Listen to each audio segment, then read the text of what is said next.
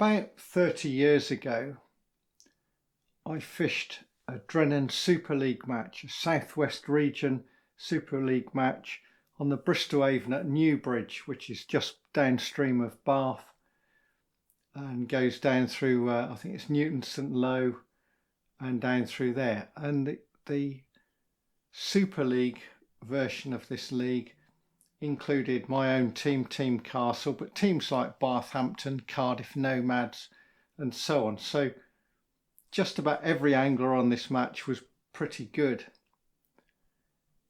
And on the day I drew not very far below Newbridge itself, only 2 or 3 pegs down, a good area. And my teammate said, you've drawn well there, Mark, you're amongst the fish, expect some good fishing. And I set up a Normark Titan 2000, 1.5 pound Maxima mainline Mitchell match, fairly small Waggler, about 3 BB with an insert, fairly fine insert, and a size 22. The river was a bit clear conditions, it was quite bright, sunny, fair bit of boat traffic. The Bristol Avon isn't the worst for boat traffic. And although I caught fish fairly quickly, it seemed to die on me fairly fast. It was tough going, and I ended up fishing all over the river, trying to pick up fish here, there and everywhere, odd roach, the odd small chub. Nothing really working very well. It was definitely tough. On the next peg, there's a fairly well-known Waggler angler called Gary Etheridge. Now, I'm no mean angler on the Waggler, I can fish it, and he caught better than me for the entire match. He was fishing a smaller float, probably only taking 2.5 BB, and at the end of the match he had something like 6.13 and I had 2.13. Well, for the Bristol Avon, those don't sound that good weights, but it really was hard despite the very high class quality of the field. And he won the match. After the match, I said to him, what were you doing? What was so different about what you were doing to what I was doing? And it transpired that he was fishing 1 pound Maxima mainline. He had I think it was a Normark Norboron rod, fairly fine tip, fairly forgiving, just like the Titan was and is. And he was on a size 26 hook and an 8-ounce bottom. So he's fishing very, very fine. Even I wasn't exactly fishing crudely, but I was struggling for bites, and he was able to get more than twice as many bites as I did. He wasn't massively losing fish, just striking very gently. And this match has stuck in my mind for 30 years. And not that long ago, Gary did some YouTube videos of his own, and he did talk about this method. And I believe he's mentioned it elsewhere. So for a while, even a few years, I've been sort of longing to do this method, to give it a go, see if I've got the skill necessary to get away with 1 pound Maxima main line with a very fine hook length and a very small hook, all matched nicely. So I finally came to do it. I had a spare Mitchell match spool with no line on it at all. I put 100 meters of 1.7 Bayer as backing, and then 100 meters of 1.1 pound Maxima on top of that. It didn't completely fill the spool because we're talking very fine lines, but enough to give it to be okay. And these are ultra shallow spools, so it's not too bad, even with 200 meters of fine line on there. The venue I picked was a familiar still water that I've used recently for my whip fishing. I've used it for Waggler fishing and pole fishing in the past. There's a good mixture of roach, skimmers, hybrids, bigger bream. There are tench and eels and perch in there.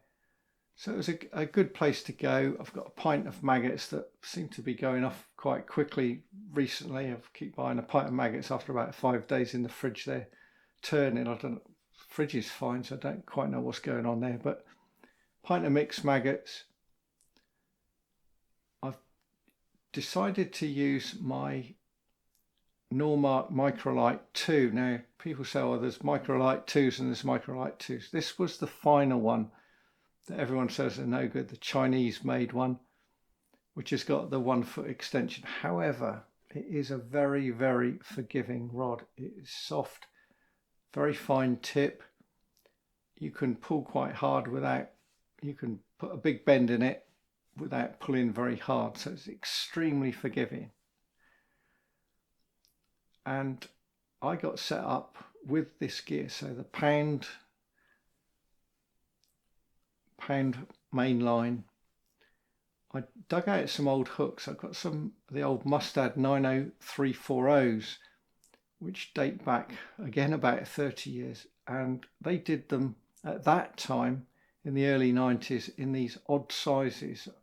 There was influence from Jan Porter that he came up with this size 21 that was I never figured out whether it was a big 22 or a small 20, but Mustad decided to follow suit, so they had 21s and 19s and all the rest of it. And I tied up some 23s years and years ago, decades ago, and they seem to be tied to some Racine Tortue 12-ounce line, which is 0.08, and it's a tough, fine line. I don't think I've got any of these hooks loose anymore. They've long gone. I've got some 25s loose. They are minuscule. The 23s are extremely small, and I'll show you them here. They are tiny. Modern hooks have got bigger. When someone buys a 20, quite often now you think that's more like an 18, or a 16 is more like a 14, and so on. But these 23s are smaller than most of the old 24s. That's how tiny they are. They've got a fairly shortish shanks, possibly a medium shank, or very fractionally smaller. That's why the 25s are, you can't find them. And bear in mind, I'm fishing a big maggot on these. So I've tackled up with a drinking straw float that's loaded with a bit of brass rod.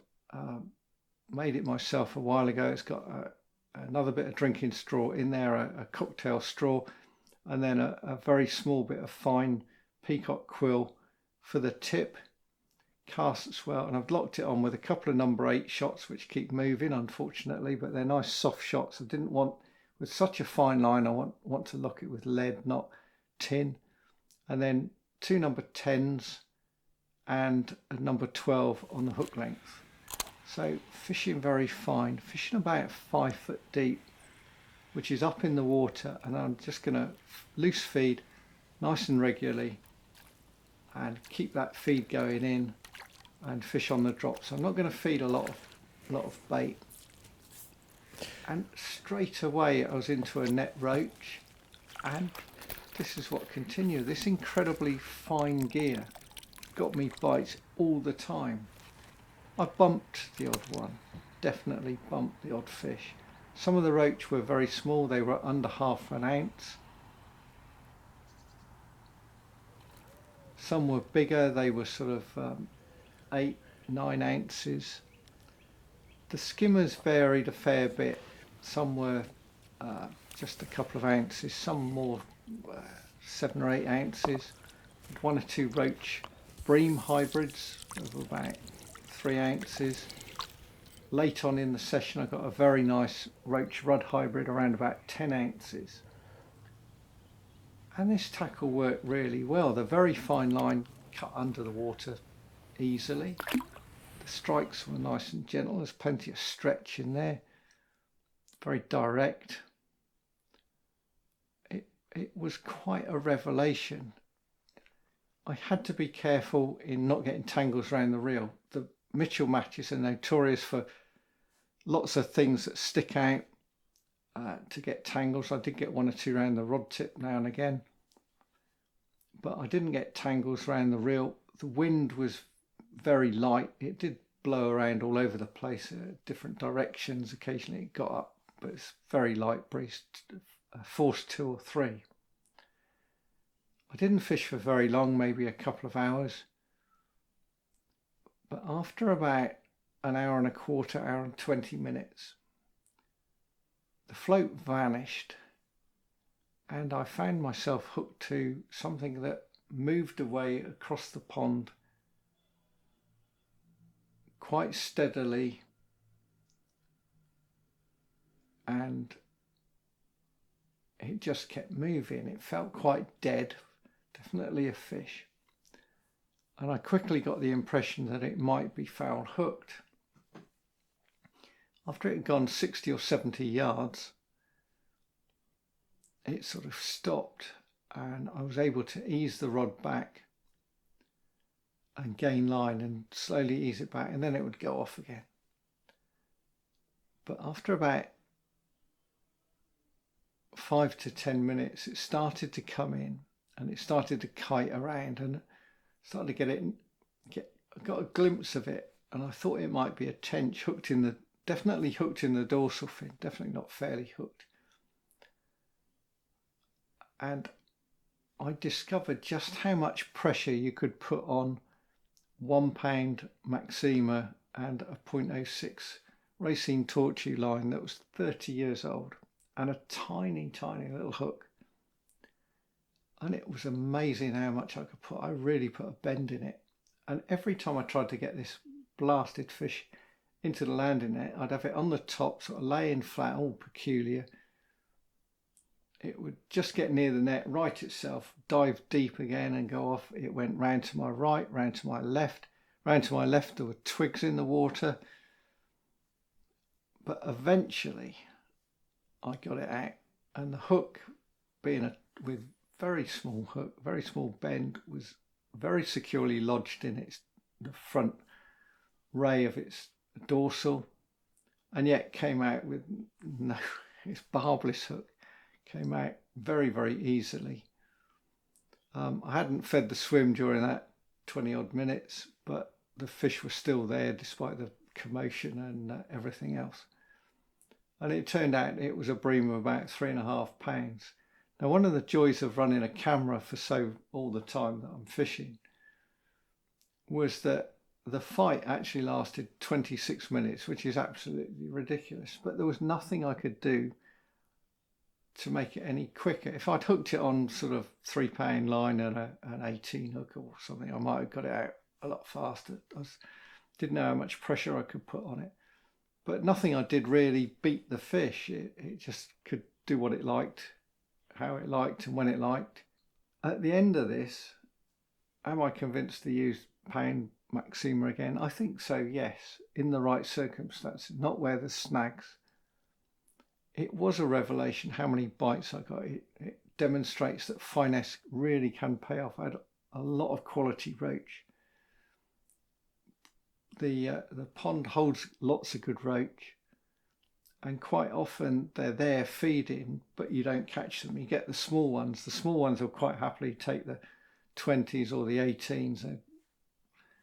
They come and take it, but the real finesse gear, the tiny little hooks, the fine line, seems to deceive the bigger ones. So I had a good average size of roach during this session.